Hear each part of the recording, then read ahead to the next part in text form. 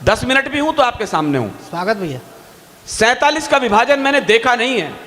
मुमताज मुझे क्षमा करें, आज मैं जिंदगी में 30 साल से तुम्हारे साथ कविता के मंच पर हूं, शायद सबसे कड़वा सुनोगी आज मुझे जो मैं कह रहा हूं। मुमताज से मुझे कोई शिकायत नहीं है, उसका जितना अच्छा तेवर है आप सबने देखा है।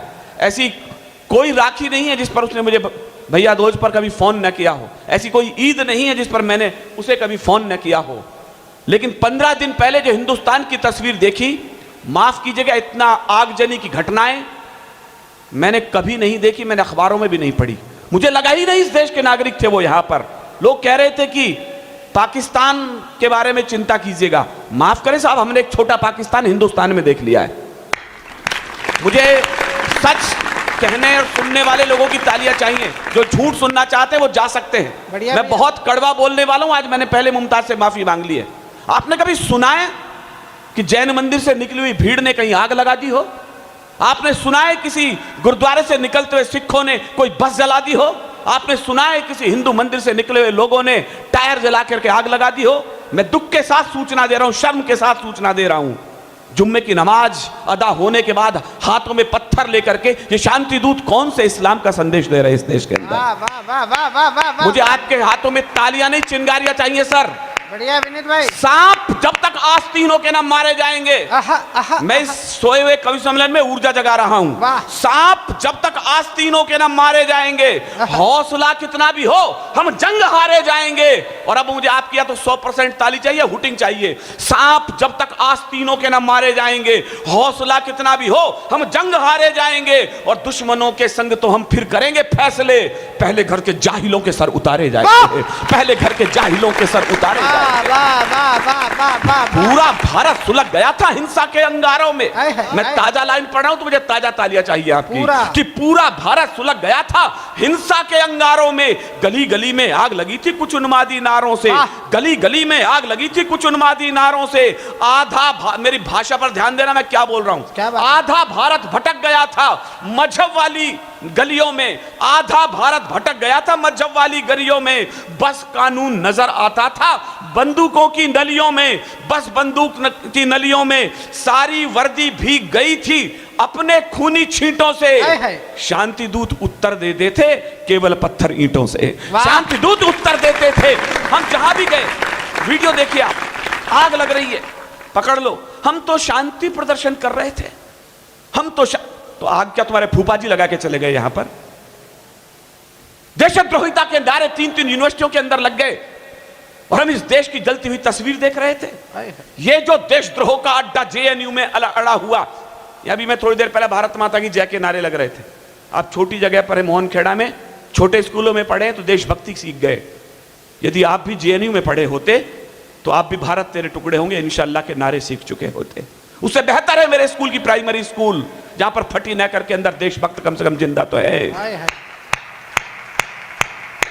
अफजल हम शर्मिंदा है, तेरे कातिल जिंदा हैं। घर घर से अफजल निकलेगा। मैंने कहा मुझे सुनने के लिए 100% उपस्थिति चाहिए। 100% है तो मेरे साथ रहिए, कुछ सुनेंगे आप। घर घर से अफजल निकलेगा। अगली लाइन अच्छी लगे मुझे हिम्मत दीजिएगा। घर घर से अफजल निकलेगा, घर घर से अफजल निकलेगा। निकम्मो, यदि घर घर से अफजल निकलेगा तो क्या घर घर से भगत सिंह पैदा नहीं हो जाएंगे इस देश के अंदर? ये जो देशद्रोह का अड्डा जेएनयू में बना हुआ, ऐसा लगता आस्तीन में विषधर फनले पना हुआ। जिंदाबाद पाक के नारे इस धरती पर लगते हैं और विभाजन बंटवारे के ख्वाब यहां पर पलते हैं। 11 रुपये का खाना भी इनको रास नहीं आता। 11 रुपए में पान नहीं मिलता इस देश के अंदर, और फीस महंगी कर दी तुमने, दिल्ली जला के रख दी। 11 रुपए की रोटी मिलती है वहां पर कुल, उसके बावजूद कहते हैं फीस बड़ी महंगी है। अगली लाइन मैंने कलेजे से निकाल के लिखी है, 11 रुपये का खाना भी इनको रास नहीं आया। गद्दारों को लगता है भारत का नमक नहीं भाया, गद्दारों को लगता है। देखिएगा सर, मैं 1 मिनट में वापस बैठ जाऊंगा। मैंने कहा सुनना है तो फिर पूरे मन से सुनिएगा। यदि आज मैं 1600 किलोमीटर दूरी तय करी है तो जरा ध्यान से सुने मैं क्या कह रहा हूं। 11 रुपये का खाना भी इनको रास नहीं आया। गद्दारों को लगता है भारत का नमक नहीं भाया। जो भी इनका साथ दे रहे, मैं कहने की हिम्मत कर रहा हूं, आप सुनने की हिम्मत पैदा कीजिएगा। जो भी इनका साथ दे रहे भारत के अपराधी हैं, फिर चाहे वो येचुरी हो या फिर राहुल गांधी है, वाह! फिर चाहे वो येचुरी हो या फिर राहुल गांधी है, फिर चाहे वो येचुरी हो या फिर राहुल गांधी है। बहुत सह चुके अब न सहेंगे, बहुत सह चुके अब न सहेंगे। इन सारे मक्कारों को अफजल वाली राह भेज देंगे, सारे गद्दारों को अफजल वाली राह भेज देंगे, सारे गद्दारों को। जिन लोगों ने देश जलाया, अंतिम लाइन सुनिएगा, मेरे पास इसके अलावा कोई चारा भी नहीं है। जिन लोगों ने देश जलाया, जिन लोगों ने देश जलाया, ऐसे सभी दरिंदों का अब इंतजाम हो जाने दो। जिन लोगों ने देश जलाया अंत काम हो जाने दो। जिन लोगों ने देश जलाया, अजीब देश। एक आदमी वहां बैठा हुआ है दिल्ली में, अपरिपक्व नेता है वो, पूरी तरह युवा भी ढंग से नहीं हुआ। इन्हें शर्म नहीं आती है बोल किसके विरुद्ध रहे?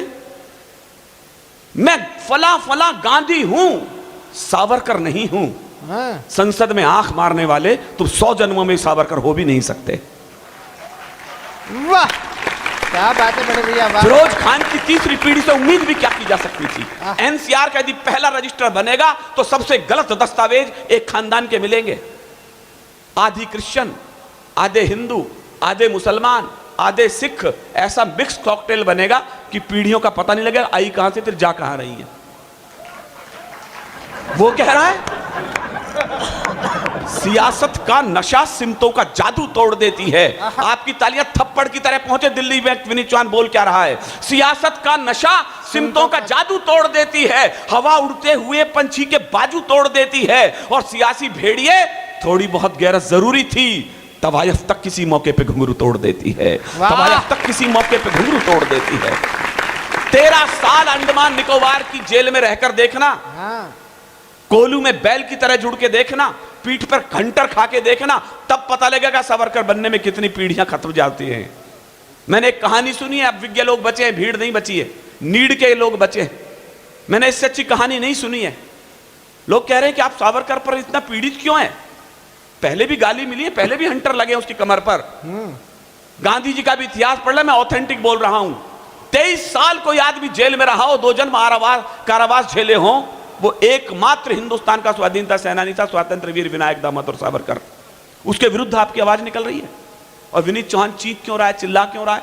शशि भैया, एक छोटी सी कहानी मेरे जहन में। स्वागत भैया। एक बार सोने और लोहे की बातचीत हुई। सोने ने लोहे से कहा, लोहे तू लुहार के घर पिटता है, मैं सुनार के घर पिटता हूं। समझदार लोगों, अपनी खामोशी तोड़ना, इस देश के समर्थन में खड़े होना। कौन लोग निकम्मे बोल रहे हैं, किनके विरुद्ध बोल रहे हैं? तो ये कलम चिल्ला रही है, दिनकर का बेटा बोल रहा है। सोने ने लोहे से कहा, लोहे तो लुहार के घर पिटता है, मैं सुनार के घर पिटता हूं। लेकिन लोहे तो चिल्लाता बहुत है, पिटते समय चीख बहुत करता है, आवाज बहुत करता है। मैं तो नहीं चिल्लाता सुनार के घर। जो सुनार सोने को लोहे ने उत्तर दिया, वो मेरा दर्द है, हर देशभक्त का डर है। लुहार से पिटते हुए लोहे ने सोने से कहा, सोने तू जिस हथौड़ी से पिटता है ना, वो रिश्ते में तेरी कुछ नहीं लगती, वो लोहे की होती है। मैं जिस हथौड़ी से पिटता हूं वो लोहा है, मैं लोहा हूं। जब अपना अपने को पीटता है ना रे, चीख तो निकलती है मेरे भाई, आवाज तो निकलती है। मुझे अच्छा लगा आपने मेरी लाज रख ली। इसलिए विनीत चौहान बोल रहा है कि कब तक दांतों को पीसेंगे, कब तक मुट्ठी भींचेंगे, कब तक हम आंखों, ताजा लाइन सुनिए, कब तक दांतों को पीसेंगे, कब तक मुट्ठी भींचेंगे, कब तक हम आंखों के पानी से पीड़ा को सींचेंगे। रोज यहां गाली मिलती है देशभक्त परवानों को, आजादी के योद्धाओं को, भारत के दीवानों को, जिनके ओछे कत्थे, मैं इशारे में बोल रहा हूं, समझने की कोशिश कीजिएगा। मुझे भ्रम है कि मैं हिंदुस्तान की सबसे पढ़ी लिखी जैन कौम के सामने अपनी कविता पढ़ रहा हूं। यदि मेरा भ्रम ठीक हो तो उसे समझदारी में तब्दील करते रहिएगा कि जिनके ओछे कद थे वो ही अंबर के मेहमान बने, जो अंधियारों के चारण थे सूरज के प्रतिमान बने। इन लोगों ने भारत का बलिदानी पन्ना फूंक दिया, सावरकर का नाम हटाकर देशभक्ति पर थूक दिया, सावरकर का नाम हटाकर देशभक्ति पर थूक दिया। ये क्या जाने बलिदानों की कैसी भाषा होती है, ये क्या जाने सावरकर की क्या परिभाषा होती है, ये क्या जाने जिन, और मेरी बात को ध्यान रखना, सावर कोलू के चक्कर से पूछो। मैं गया हूं उस कोठरी को, देखा है मैंने सर। मैं स्वभाव से आर्य समाजी हूं सर। मैं जिंदगी में कभी मंदिर नहीं गया, कभी भी नहीं गया। मुझे आज तक नहीं पता कि पूजा की थाली यूं घुमाई जाती है कि यूं घुमाई जाती है। ज्ञान जी, जब मैं उस कोठरी में गया तो मैंने दंडवत प्रणाम किया। मेरी पत्नी ऋचा मेरे साथ थी। उसने कहा, तुम तो जिंदगी में कभी मंदिर नहीं गए, पूजा पाठ जानते नहीं, प्रणाम तुम्हारी पीढ़ियां नहीं कर रही, इस खाली कोठरी में क्या देख लिया? जहां सावरकर कैद रहे 13 साल, तुम दंडवत प्रणाम हो गए। मैं अश्रुपूरित था उस समय। मैंने एक ही लाइन में जवाब दिया कि मैंने यहां प्रणाम क्यों किया। हर देशभक्त का जवाब होना चाहिए था वो। यहां छातियां संगीनों पर टूटी पड़ती थी। भाषा देखे आप, संगीने छाती पर नहीं है, यहां छातियां संगीनों पर टूटी पड़ती थी। कुर्बानी के लिए यहां पर भीड़ झगड़ती थी और यहां क्रांति का सौदागर हर कूचा कूचा था। यहां बगावत का दर्जा पूजा से ऊंचा था। यहां बगावत का दर्जा पूजा से ऊंचा था।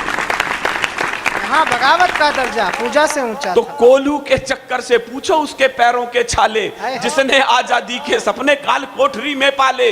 वो सूरज की प्रथम किरण पर कोलू में जुड़ जाते थे। आजादी के सूरज को वो अपना अर्घ चढ़ाते थे। लेकिन जिस दिन ये बेहूदी घटना यहां घटी होगी, स्वर्गलोक में उस दिन उनकी रातें नहीं कटी होंगी। फांसी के तख्ते पर लटकी, मैं पीड़ा गा रहा हूं, फांसी के तख्ते पर लटकी रस्सी चिल्लाई होगी। काल कोठरी वाली लौह सलाखें गरमाई होंगी। सावरकर की आंखों से तब खारा जल छलका होगा। कोलू से उस वक्त तेल की जगह लहू टपका होगा। कोलू से उस वक्त तेल की जगह लहू टपका होगा। लेकिन कायर राजनीति ने वो लहू भी चाट लिया। वोटों की खातिर संसद ने युग पुरुषों को बांट दिया। वोटों की खातिर संसद ने युग पुरुषों को बांट दिया। हमने बोल नहीं। और मैं क्या कहना चाहता हूं, 3 महापुरुष हैं जो इस देश को याद नहीं आए। क्यों नहीं आए?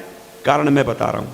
हम आजादी मिलते ही सब अपने मद में फूल गए। शास्त्री वीर सुभाष विनायक सावरकर को भूल गए, क्योंकि इनके नामों से तो वोट नहीं मिल सकते थे।